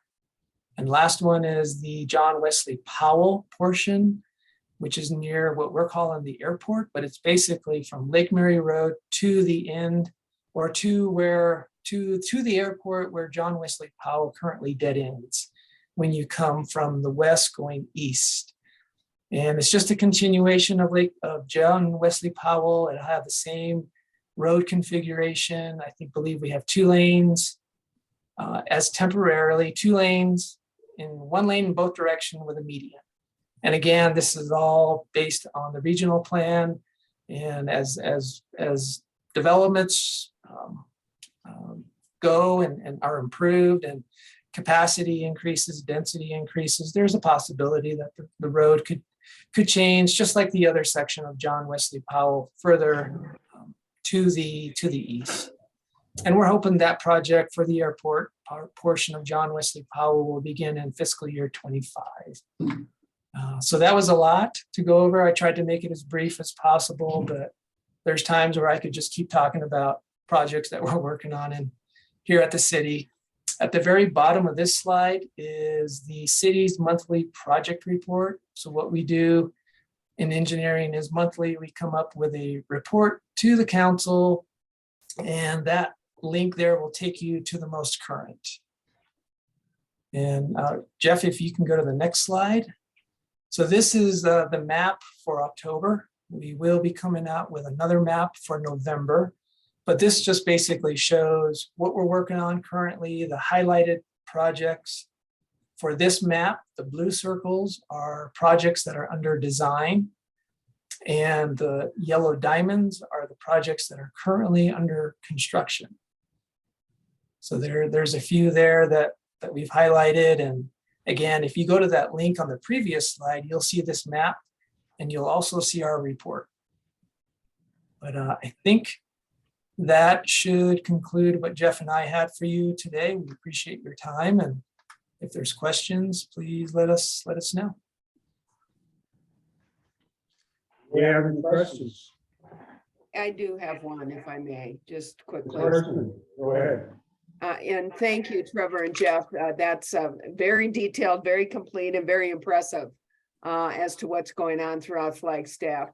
Question I have is, you know, we all are aware that the NIH is looking for building a new hospital and new wellness village, which could greatly impact traffic flows on certain portions of the city.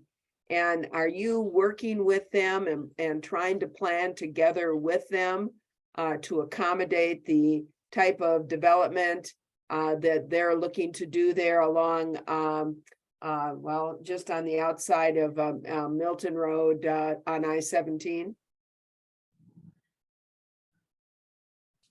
I can jump in on this one, Trevor. Thank you for the question. Yes, we're working with NIH. My office is working with NIH closely, actually weekly meetings for quite a while, trying to figure out their traffic impacts of this new health facility. So yeah, I have my cursor on the screen. It's down. This is actually the track, I think. So it's just right in this area is the NIH development. And yes, we're working through that with them now. Our process is a TIA, or a transportation impact analysis, where the developer, in this case NIH, puts all of their land uses into a model, distributes those trips throughout the network, and then analyzes the impact of those trips on the network. And then we, as the city, review that. We're also partnering with Coconino County because of the Fort Tuthill impacts. There's a number of impacts to ADOT facilities, as Miles mentioned before, the General C. Powell Bridge over I-17, one of big concern. And then we also are partnering with Mountain Line because we're trying to figure out a way to serve transit to this site. So yeah, that's an ongoing process, but we're definitely very, very deep into those discussions with NIH.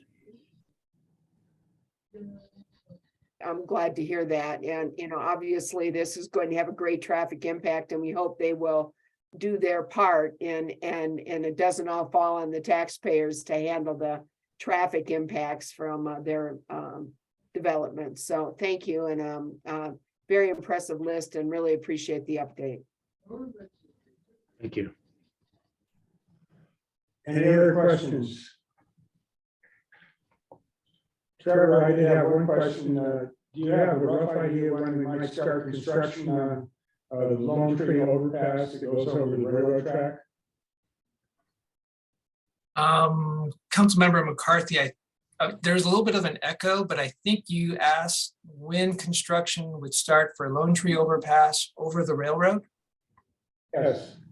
Okay, so I believe we are going, I don't know specifically, I would have to check with our project manager. But I think the first thing that we're going to do maybe this spring is going to be a lot of underground, under a lot of utilities. We do have, I believe, 1 or 2 sewer mains that cross the railroad kind of in the area of where the bridge is going to go. So there might be some work related to that. But I believe elsewhere within the whole project limits will be a lot of underground work. So that would be the first thing they would start in the spring.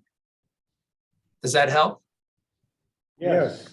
Yes. Okay. So some of the early stuff in the spring, apparently. I believe, yes.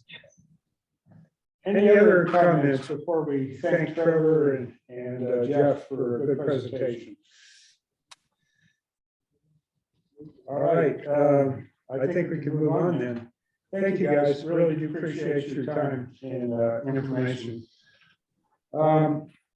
Jeff, are you going to do the introductions for the Milton Corridor Highway 180 plans? Yes, I will, Mr. Chairman, members of the board, very briefly.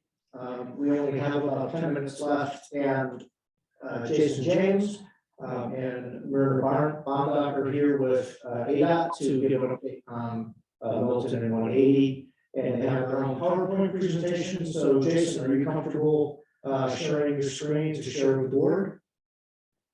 Actually, first and foremost, can you hear me? Yes. Yes. Okay, just want to make sure I'm coming clear. In the interest of time, I know we got 10 minutes. The presentation I originally had goes from 15 to 20. And I think I would get some brownie points with the board if I can get it done within 5 to 7. I do have a 5 to 7 minute condensed version, this verbal update, if that's all right, Mr. Chairman. Yes, I think that'd be good. Okay, just want to make sure. Excellent. So again, my name is thank you, Miles, and thank you, Mr. Chairman, and the members of the board. Again, my name is Jason James. I'm the ADOT Multimodal Planning Program Manager, also a former chairman of the Metro Plan TAC and a Flagstaff resident. So I am definitely enjoying this cold weather with all of you. So let's start with the Milton Road US 180 Corridor Master Plan update. So again, with the full presentation slides, they are available on our ADOT website at the project website. If you're interested in downloading those and reviewing those. Again, after this presentation, this update is more of an update now. If you have any questions or any comments or anything, feel free to talk to me offline if we don't have enough time during this executive board meeting. So with the corridor master plans, they were concluded at the end of the summer of this year in September. They were finalized. Again, everything's on the website plus the appendices. The corridor master plans were 5 years in the making. They were started in the fall of 2017. And, 2 public meetings, public survey. We addressed 273 comments from TAC for Milton Road, CMP, and 103 comments for the US 180 corridor master plan. All the alternatives that we looked at for both Milton and for US 180 went through a 3-tier alternative evaluation process. Tier 1 was based on public and stakeholder feedback that came directly from the preliminary system alternatives that were developed during the initial stages of the study, kind of first screening of the alternatives.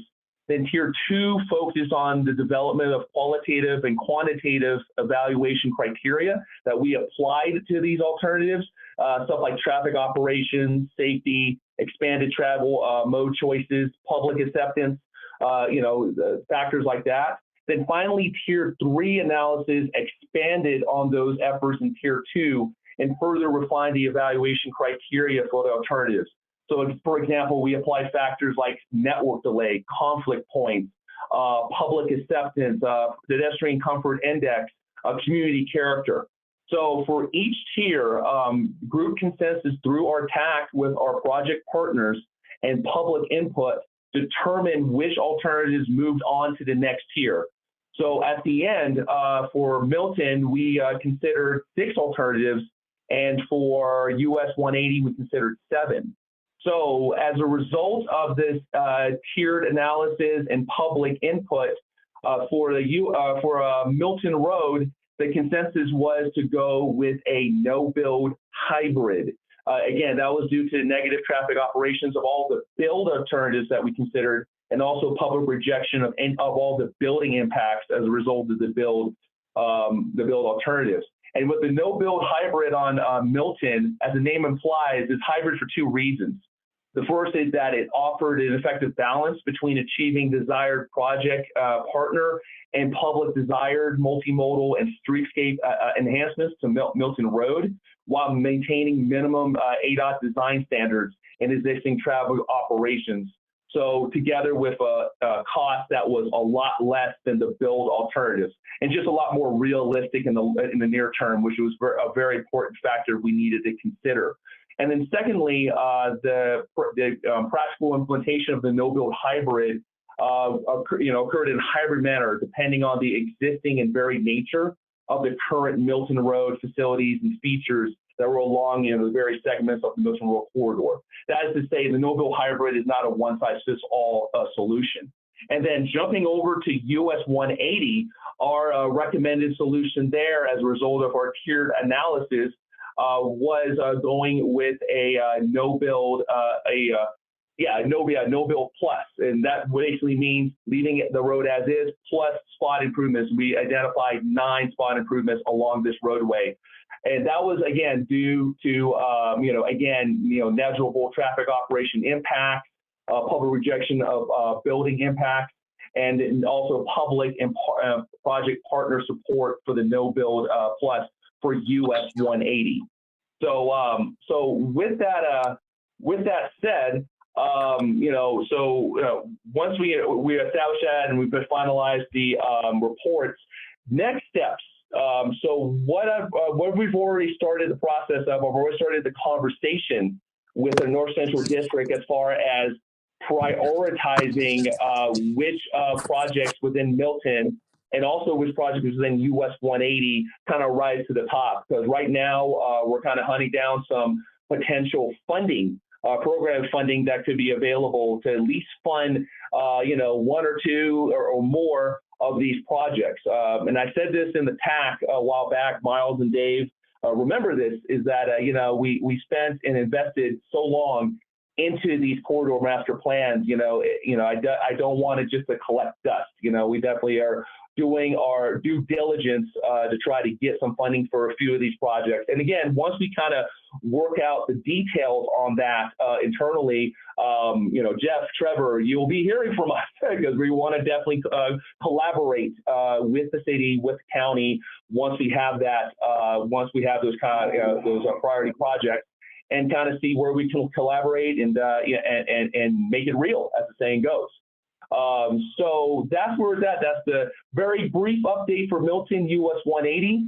Before I give a very brief update on the long range transportation plan, I'll stop here. Any quick questions, any quick comments? Members, Patricia Carson? Yeah, hi. Thank you for the update. I'm sorry we don't have more time because I really think both of these are really important. And I know this has been ongoing discussions with our Metro Plan Board. And hopefully maybe we can get you to come back so we can get the longer version and also have more of a complete discussion. I know it's just a few minutes to 3. A comment I'm going to make, one of my concerns is when the Milton, all the Milton hearings and meetings, et cetera, we really hadn't taken into consideration that the hospital was moving to their facilities from one side of town, quite frankly, to the other side of town, and the traffic that will incur because of just traffic flows because of where the hospital is now located. So, I do think that I know these things take a long time and things happen in the meantime, but it continues to be a concern. Gotcha. No, thank you for that comment. Appreciate that. And yeah, I know, I definitely know we've had talks with the district. They're aware of that, of really considering those impacts. So no, I really appreciate that comment. Thank you. I have a comment, Jim. Yes, go ahead. I'm driving now, so I apologize if there's any audio concerns. This was an important conversation, so I wanted to stay plugged into it.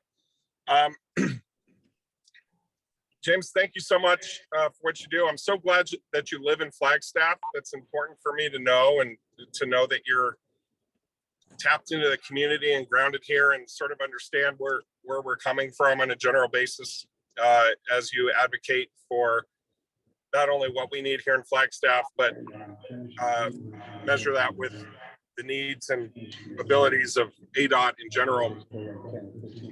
I just want to register on behalf of myself, not really speaking for council as a whole, but just as a council member, that I really not to mince words, I just feel it's unfortunate that we can't have a master plan here and get this Milton project done in a way that just addresses the through line of the multimodal experience we're hoping to create. Even just recently within the city, we were talking about specific example of the giant gas station turning into a Whataburger and how there's going to be some right-of-way issues there, and we might have to compromise on sidewalk width and just other connectivity matters. It'd be so much better if we could think big and long-term and through line on this stuff. Anyway, I'm just throwing that back out there. I think it's good to have that sort of tension in the air for these big conversations. And lastly, for Metro Plan, I just want to remind us, we've had conversations in the past about how we frame and brand this. I understand the internal lingo around no build, but I don't think that that's the kind of wording we should be bringing to the public. After all we've been through, the investments we've made, talking to the public about what to do with Milton, to come back to them with any sort of terminology that suggests we're not doing anything. And that's what no build says to me as a citizen, would be unfortunate. We have a responsibility to be more accurate in the way that we portray what's happening. And so that means stepping away from the insider lingo and language that folks use at ADOT and over at Metro Plan. So just a reminder for everybody. All right, I'll take any other comments off the air. Thank you. All right, I believe this is a very important conversation.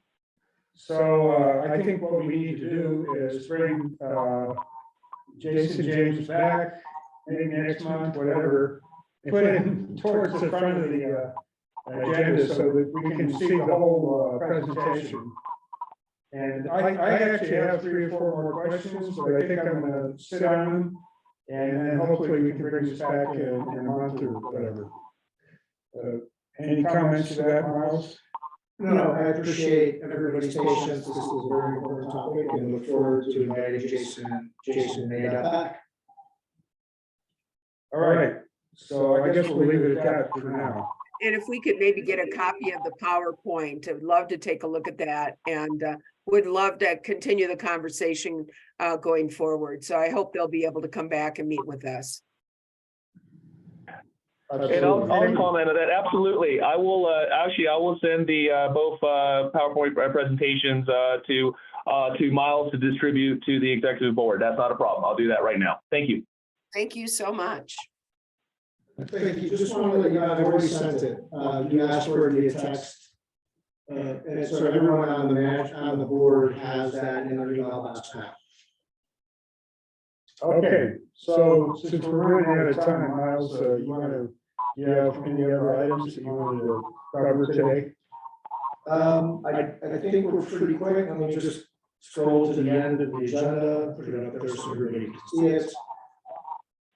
One, we will work on the sound. I don't know why we're getting this feedback here, but we'll work on the tech. We do have a new employee starting on December 12th from one of the grants that we received, so I will introduce her, Sam Talbot, at our January meeting.